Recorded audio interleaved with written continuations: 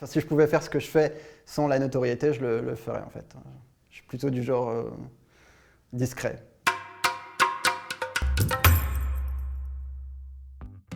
Nous allons essayer ensemble une recette TikTok qui a fait pas moins de 6 millions de vues. Il s'agit de Milky Balls ou boules de lait en français. Ce qu'on voit sur la chaîne, c'est totalement moi, je suis maladroit, etc. Mais c'est juste que voilà, j'essaye de séparer le... Enfin, c'est une partie de moi en fait. Je pense qu'on peut plus le définir comme ça, parce qu'il y a toute la partie privée que je ne partage pas, contrairement à d'autres. Il y a beaucoup de créateurs sur Internet qui partagent beaucoup leur vie. Moi, je me contente plutôt, je préfère mettre en avant ce que je fais plutôt que ma personne.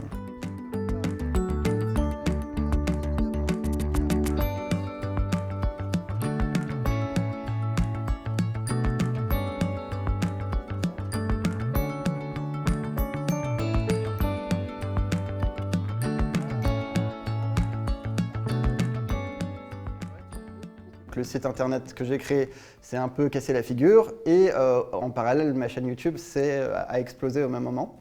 Donc de fil en aiguille, du coup, je me suis retrouvé youtubeur. Puis ça m'a un peu lassé de faire du jeu vidéo, donc je suis parti sur un blog parler un peu de tout et de rien, faire du contenu lifestyle comme on dit. En 2016, j'ai créé mon concept de crash test. Parce que comme je faisais un peu de tout et n'importe quoi, je me suis dit au bout d'un moment, autant se focaliser sur quelque chose que tu aimes bien, que les gens aiment bien, et le faire de manière excellente plutôt que de faire plein de choses mais de façon moyenne.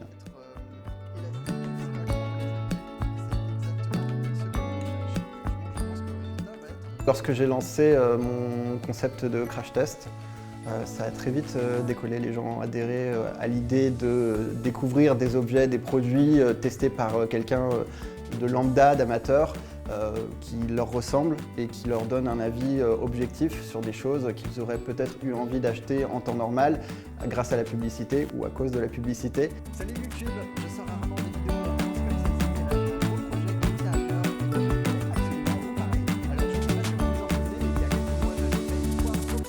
J'aime bien tester de nouvelles choses dans la vie en général, en fait, c'est pas que en vidéo.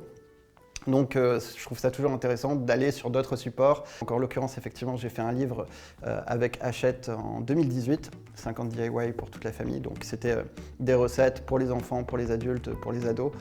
Donc de cuisine, de produits ménagers à faire, des activités à faire en famille, etc. J'ai également, par exemple, fait de la radio sur Fun Radio pendant quelques semaines où j'ai animé des chroniques où je testais des choses en direct aussi, mais avec du coup uniquement la voix, donc c'était super intéressant pour moi de m'essayer à ce support. Et effectivement, l'année dernière, j'ai lancé ma première box, où pareil sur le DIY, où des gens ont commandé donc, une box surprise avec à l'intérieur une thématique qui était définie et un DIY à faire en famille pour les fêtes de Noël.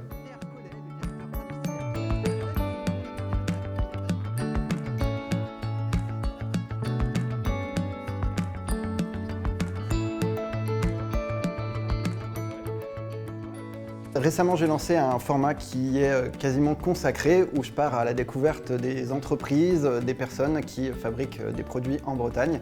Et l'idée pour moi, c'est de montrer les coulisses de la fabrication de ces objets du quotidien. J'ai commencé par de la pâte à tartiner à Brieux. C'est une envie qui m'est venue. J'avais très envie de mettre en avant ma région, mon territoire et aussi les personnes qui le constituent.